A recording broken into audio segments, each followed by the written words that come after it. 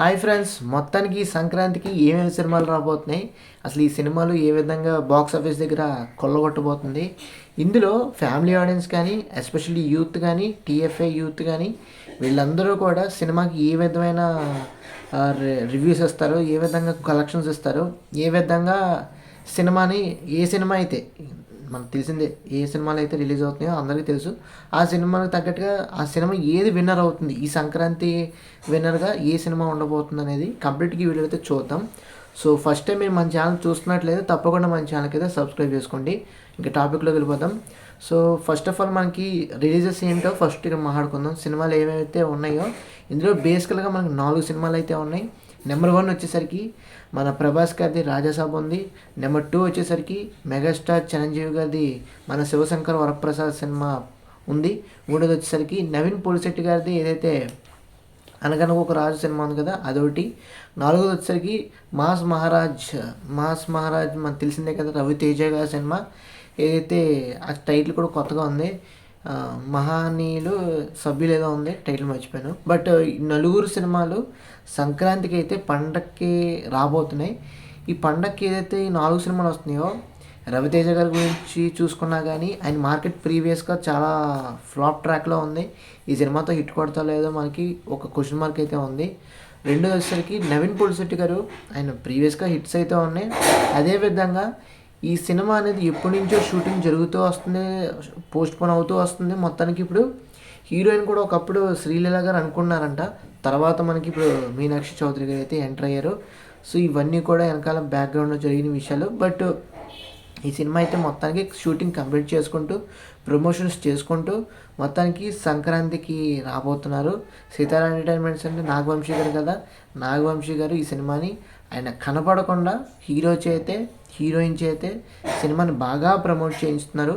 అందులో డౌట్ లేదు. ఈ సినిమా ఖచ్చితంగా సంక్రాంతికి అందరినీ అలరించే విధంగా ఉంటుంది. ఇంకా మూడోది వచ్చేసరికి మన మెగాస్టార్ చిరంజీవి గారిది ఏదైతే మన శివశంకర్ వరప్రసాద్ పండక్కి వస్తున్న సినిమా, ఇందులో డబల్ బొనాజా అయితే ఉంది.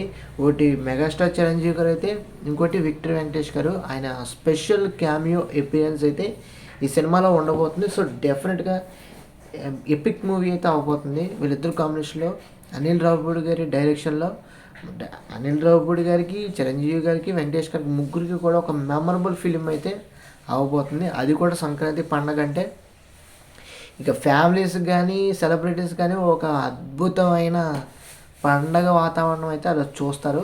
ఇంకా సిసలైన సినిమా వచ్చేసరికి rebel star, rebel would, rebel God the Prabhas, India's biggest super star Prabhas గారు అయితే ది రాజాసాబ్ మూవీతో రాబోతున్నారు.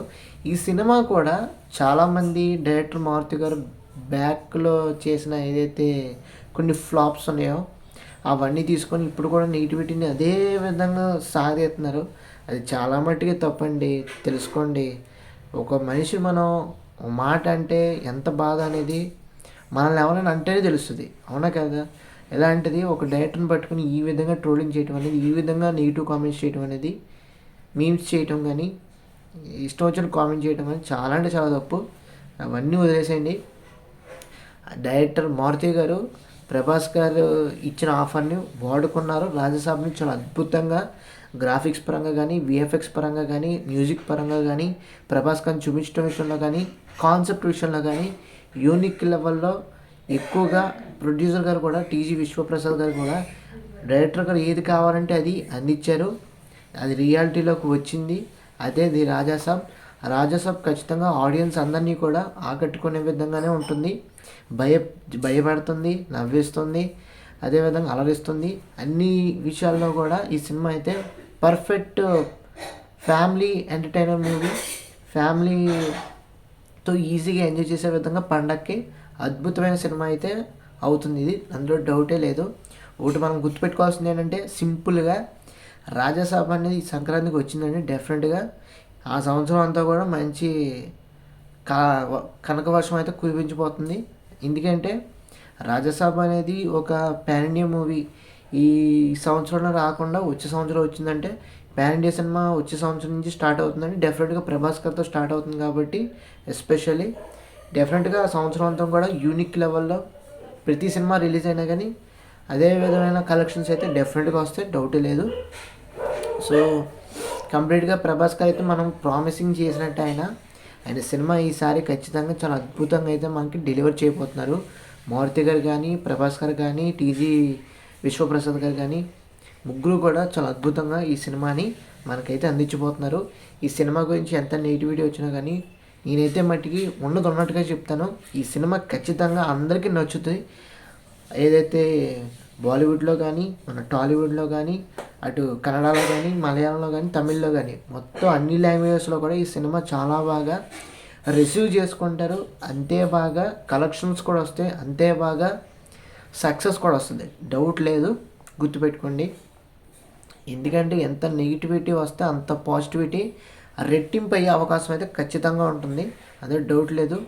ప్రభాస్ గారు ఈ పండగ రావటం అనేది one of the best option. అదేవిధంగా చిరంజీవి గారు కానీ, నవీన్ పులిశెట్టి గారు కానీ, రవితేజ గారు కానీ నలుగురు కూడా ఈ సంక్రాంతికి దద్దలాడిచ్చేపోతున్నారు, మామూలుగా ఉండదు. సో 4 సినిమాల్లో మీరు ఏ సినిమాకి వెళ్తారో కూడా కింద కామెంట్ సెక్షన్లో అయితే కామెంట్ చేయండి. సో అందరూ డౌట్ లేదు. ఎందుకంటే ప్రతి ఒక్కరు కూడా ఈ పండగ వాతావరణం సంక్రాంతికి సెలవులు వచ్చేస్తాయి పిల్లలకి, పెద్దవాళ్ళు కూడా సంక్రాంతి పండగ అంటే అందరూ హ్యాపీగా సెలబ్రేట్ చేసుకుంటారు. అలాంటి సమయంలో మరి ఖచ్చితంగా సినిమాలు చూడాలి, ఎంటర్టైన్ అవ్వాలి, బాగా హడావడి చేయాలి, ఇదంతా ఉంటుంది. కాబట్టి సంక్రాంతికి తగ్గట్టుగా 4-5 రోజులు సెలవులు ఏవైతే ఉన్నాయో, 10 రోజుల సెలవులు ఏవైతే ఉన్నాయో దానికి తగ్గట్టుగానే మనకి సినిమాలు డబల్ బొనాజాలో బోనస్లాగా రిలీజ్ అవుతూ వస్తున్నాయి. సో ప్రతి సినిమాకి వెళ్ళడానికి అయితే ప్రయత్నించండి. సో ఇక్కడ వరకు ఓకే. ఇప్పుడు ఏమేమి సినిమాలు సంక్రాంతి విన్నర్ అవుతాయి, ఏ సినిమాలు సంక్రాంతికి కలెక్షన్స్ బాగా కొల్లగొడతాయి ఇప్పుడు చూద్దాం. ఫస్ట్ ఆఫ్ ఆల్ రాజాసాబ్ అనేది పాన్ ఇండియా మూవీ అందరికీ తెలుసు. సో డెఫినెట్గా కలెక్షన్స్ అనేవి సక్సెస్ అయ్యే విషయంలో, విన్నర్ అయ్యే విషయంలో ఎక్కువ స్కోప్ అయితే ప్రభాస్ గారికి అయితే ఉంది, ప్రభాస్ గారి సినిమాకి అయితే ఉంది. రెండోది వచ్చేసరికి మెగాస్టార్ చిరంజీవి గారిది తెలిసిందే. అనిల్ రావిపూడి గారు ప్రీవియస్ సంక్రాంతికి వస్తున్నాం అనే టైటిల్తో 300 కోట్లు కొట్టేశారు వెంకటేష్ గారిని పెట్టుకొని. ఈసారి కూడా చిరంజీవి గారిని పెట్టుకొని దానికి తగ్గట్టుగానే స్ట్రాటజికల్గా ఆయన మార్కెటింగ్ కానీ, ప్రమోషన్స్ కానీ, కలెక్షన్స్ కానీ అదే విధంగా తీసుకొస్తున్నారు. సో సినిమా అనుకున్న డేట్కి, అనుకున్న టైంకే రిలీజ్ చేయాలి. దానికి తగ్గట్టుగానే స్టోరీ కూడా కాన్సెప్ట్ వైజ్ ఏదైతే ఫ్యామిలీ డ్రామా కానీ, ఫ్యామిలీ ఎంటర్టైన్మెంట్ కానీ, స్టోరీ డెప్త్ అనేది చాలా బాగా అయితే ఉంటుంది. మీకు కుటుంబం సభ్యుల్లో పిల్లలతో కానీ, మీ భార్యతో, పిల్ల పాపలతో ఎలాగా ఉంటుందో ఆ స్టోరీ ఉంటుంది, అసలైన స్టోరీ ఉంటుంది. వెంకటేష్ గారు రావటం కానీ మొత్తం కాన్సెప్ట్ ఇదంతా కూడా సినిమాలో అయితే ఉండబోతుంది. ఇది completely family entertainer movie, action movie కూడా అవుతుంది అంతే. అదేవిధంగా కరెక్ట్గా ఈ సంక్రాంతి పండుగ ఇలాంటి సినిమా వస్తే ఫ్యామిలీ ఎంటర్టైనర్తో ఇలాంటి కామెడీ సినిమా డెఫినెట్గా హిట్ అవుతుంది. అందులో చిరంజీవి గారు కానీ, వెంకటేష్ గారు కానీ ఆది తెలియని వాళ్ళు, ఎందుకంటే ప్రీవియస్ రికార్డ్స్ ఎన్నో ఉన్నాయి. కామెడీ పండించాలన్నా, మాస్ పండించాలన్నా, క్లాస్ పండించాలన్నా వీళ్ళిద్దరూ టాప్ మోస్ట్లో ఉంటారు, అందులో డౌట్ లేదు. సో ఈ సంక్రాంతికి కూడా రెండో విన్నర్ మన సంక్రాంతికి వస్తున్నాం, మన శివశంకర్ వరప్రసాద్ సినిమాకి అయితే వస్తుంది. రెండో విన్నర్ అయితే చిరంజీవి గారే. ఇంకా మూడోది, నాలుగోది చూసుకున్నట్లయితే వీళ్ళిద్దరిలో నవీన్ పులిశెట్టి గారు 3వ స్థానానికి వస్తారేమో అనిపిస్తుంది. ఎందుకంటే రవితేజ గారు నాకు చెప్తున్నా కదా 4-5 సినిమాలు వరుస పెట్టి ఫ్లాప్లు కొట్టుకుంటూ వచ్చేసారు. ఎక్కడ కూడా ఆయన ఆ సీరియస్నెస్ తీసుకోవట్లేదు, హిట్ కొట్టాలి అనే సీరియస్నెస్ అయితే ఉండట్లేదు. ఆ సినిమాలో ఆయన చూస్ చేసుకునే విధానం కూడా సరిగ్గా లేదు. దీని మీద ఒక వీడియో కూడా చేశాను. కిక్ సినిమాతో ఒకవేళ బయటకు వస్తే రవితేజ గారు సురేందర్ రెడ్డి గారిని పట్టుకొని ఖచ్చితంగా ఈసారి బ్లాక్ బస్టర్ హిట్ అయితే కొడతారు.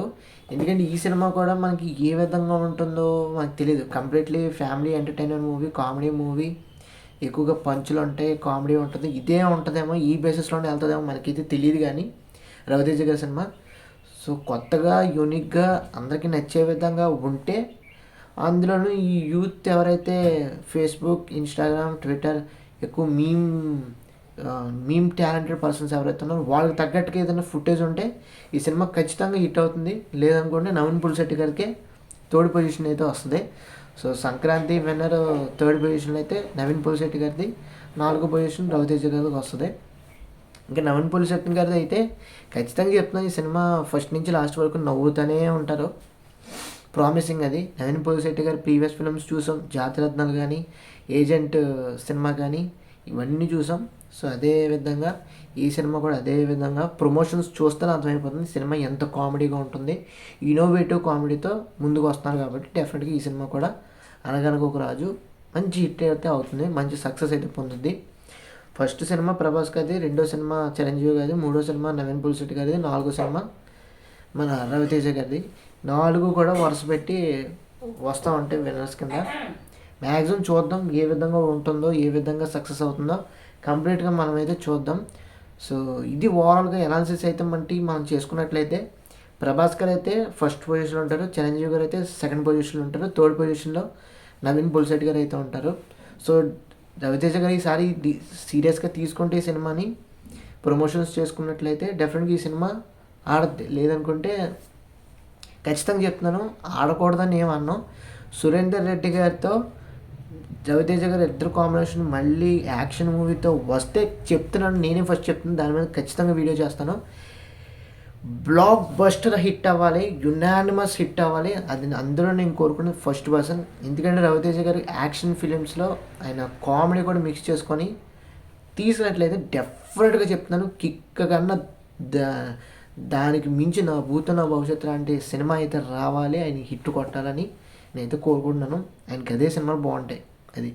సో ఇది ఫ్రెండ్స్ ఓవరాల్గా సంక్రాంతి సినిమాలో రేస్లో ఉన్న 4 సినిమాలకు సంబంధించి చెప్పాను, ఏమేమి విన్నర్స్ అవుతాయని చెప్పాను, కంప్లీట్ అనాలిసిస్ అయితే చెప్పాను అనుకుంటున్నాను. మీకు ఈ వీడియో నచ్చినట్లయితే తప్పకుండా మర్చిపోకుండా లైక్ చేయండి, మీ ఫ్రెండ్స్ అందరికీ షేర్ చేయండి, తప్పకుండా సబ్స్క్రైబ్ చేసుకోండి. Thanks for watching, see you again, bye bye bye bye.